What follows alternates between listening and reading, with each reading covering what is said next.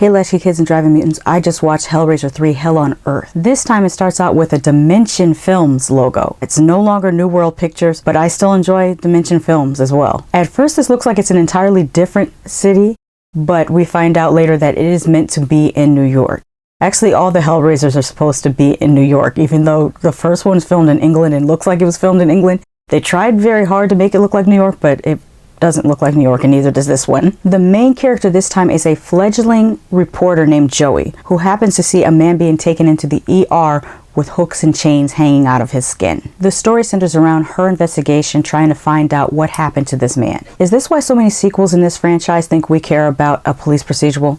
Was this the beginning of that? Anyway, she is joined by Terry, a transient ex-girlfriend of a club owner. She reminds me a cross between Jill Sholin and Nev Campbell, with a pinch of Fairuza Balk. But she reminds me the most of Taryn from A Nightmare on Elm Street 3 Dream Warriors. I almost thought they were the same person, but Terry is played by Paula Marshall, and Taryn is played by Jennifer Rubin. Another sort of main character is J.P. Monroe, the club owner. He's running around with ugly boots and an even worse haircut. His underwear was the worst. What are those? This is nowhere near as good as part 2, nor as scary. It has some of the worst CGI, and I can tell you that this didn't even look good in 1992, so it looks worse now. Also, this may have the worst or second worst Cenobites, depending on how you feel about Hellraiser Bloodline. We have Camera Face, Mixtape, and Martini.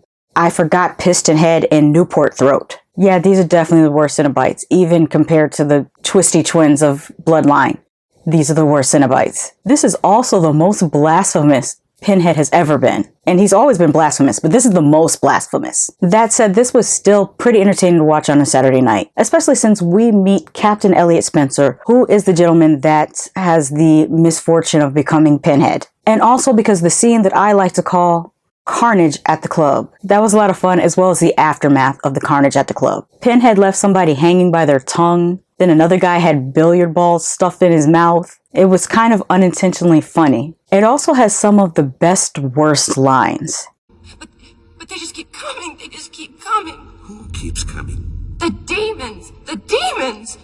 Demons? Demons aren't real. They're parables, metaphors.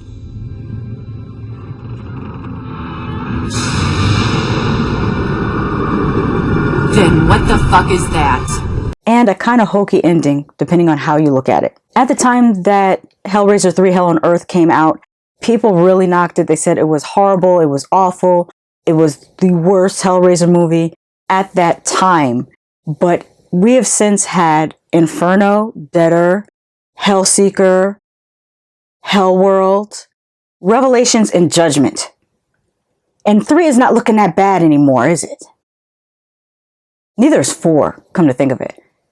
Hell on Earth and Bloodline are eons above Hellseeker, Inferno, especially Hellworld. Like, what the... We'll get to it when we get to it. Point being, part 3 is not as bad as how we remember it, considering what we got after that. But that's where I'll leave that. I'll be back in a moment to talk to you about Hellraiser 4 Bloodline. I keep wanting to add the S to it because it feels like it should be Bloodlines, plural, but it's actually Bloodline, singular. So like I said, I'll be back in a moment.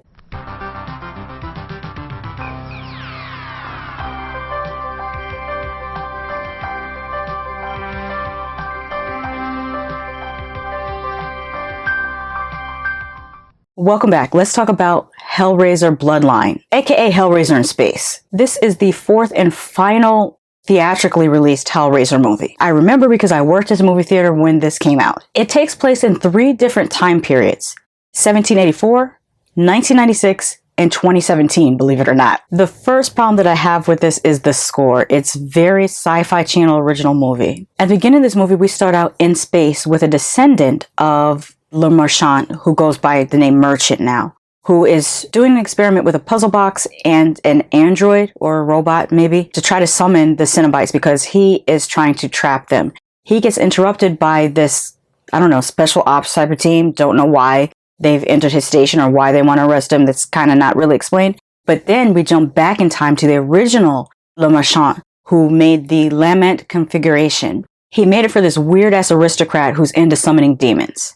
His girlfriend was super annoying though. LeMarchand's girlfriend, that is. He shows her the box and how it opens itself, and she's like, well, it really doesn't do anything. And I'm like, it's 1784. You know that that's a whole lot of doing something. You're walking around with a candle. That box did a whole lot. You're just hating. So anyways, LeMarchand gives the box to the sadistic aristocrat, and that's how this whole thing got started. Then it jumps to 1996, where LeMarchand's other descendant has designed this building that ended up looking like the Lament configuration, which is kind of like a continuation of how Hell on Earth ended, with Joey putting the puzzle box into what would become a cement pillar in this new building. I remember people crapped all over this one too when it came out. I was one of those people. But like I said, now compared to Hellworld, Deader, Inferno, Hellseeker, it's not that bad. It's at least a Hellraiser story. The storyline itself is actually pretty good, especially as it functions as a sequel and also a prequel. The parts that took place in the 1700s looked great.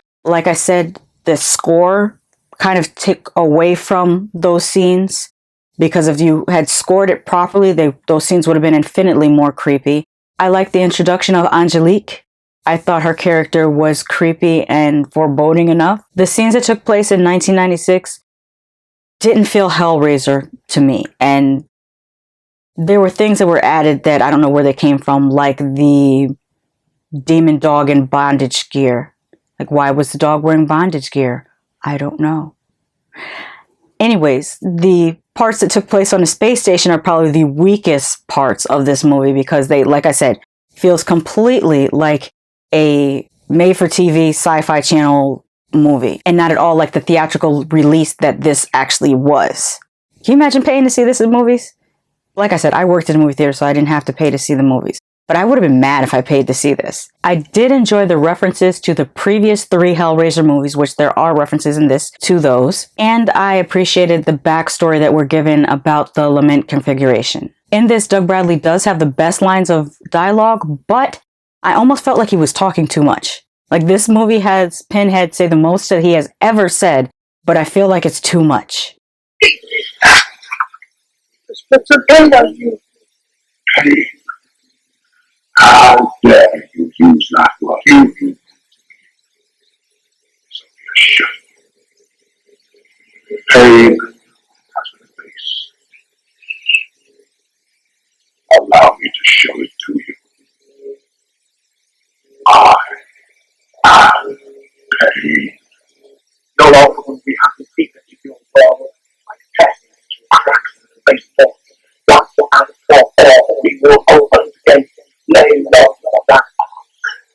No more games. I am so explicitly empty. I cannot die. I am forever. Other things that were very interesting is there are times when Pinhead has hooks on the ends of his fingers, and other times he doesn't. I don't know what that was about. Also a little Freddy Krueger-ish. We get some decent fatalities in this. The effects are not as good as they are in the first 2 movies, or even in the third, but the blood still looks right. If there's one thing Hellraiser is going to do, it's going to give you the right type of blood. The right color, the right consistency. Some movies are not able to do that, and you know I am the gore connoisseur, the blood Goldilocks. I have to talk about these things because these are the things that make me happy and bring me joy. And the right color blood and the right consistency blood, I feel like it adds something to the movie. That said, like I keep saying over and over again, this movie, going back and watching it at this time, it was a little bit long. I would have shaved 20 minutes off this movie because the other Hellraiser movies are only 90 minutes. This one I think is a little bit longer than that, and I don't think it needed to be. In retrospect, it's not as bad as I remember it being, but it still isn't all that great. But it still is better than 5 through 8, and really, really better than, I would say, 9 and, well, the 10th one I never even finished Judgment. I'll be honest with you, I didn't finish Judgment. I watched the first 20 minutes and I was like, this isn't Hellraiser, and I turned it off. And I vowed that I would not watch another Hellraiser movie until Clive Barker was involved in the process again, which appears to be what's happening with Hellraiser 2022. Will I review, let me see, the next one would be what? Hellseeker or Inferno? I forget the order of them all the time because I don't rewatch those. I remember the names of them. You guys let me know in the comments if you want me to review Hellseeker, Deader, Inferno, and Hellworld, Judgment, and I'm skipping one. Revelations and Judgment. Let me know in the comments if you want me to do those. I really don't want to rewatch them, but if enough of you say you want me to talk about those Hellraisers before this new one on Friday, I will do it. But you guys gotta let me know in the comments. With that said, my final thoughts are that Hellraiser 3 Hellworld, better movie than Hellraiser 4, but Hellraiser 4 had a really good storyline, especially with the whole Bloodline thing and showing the different generations of LeMarchand who became Merchant. I like LeMarchand better than Merchant as a surname. At the time of this recording, these sequels, I believe they were on, I think they were on Hulu is where I watched them. But like I always say, don't take my word for it. Watch it for yourself. Just because I love something doesn't mean you won't hate it. Just because I hate something doesn't mean you won't love it. How do you feel about Hellraiser 3 Hell on Earth and Hellraiser 4 Bloodline? Actually, I don't even think the 4 is in it. I think it's just Hellraiser Bloodline. I think that's when they started doing those things where they stopped numbering them and they just started giving them these odd names. But let me know in the comments how you feel about these two sequels. And let me know if you want me to talk about the not Hellraiser sequels. Until next time.